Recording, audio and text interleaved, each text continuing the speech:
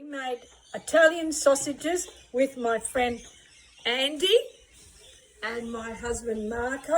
Hey, only the best will do. Look at my truck. Yeah, and have a look at all the sausages. Hang on a minute. That we made. We put fennel, chilli,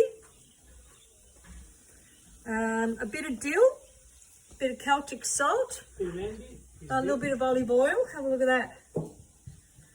And now, Thank you to Andy. thank you to Andy. Nice. We've got them in the barbecue, cooking up.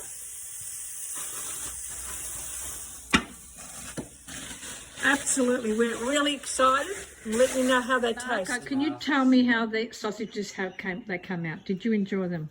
I don't have to tell you. I've just seen it. Yeah. Tomatoes.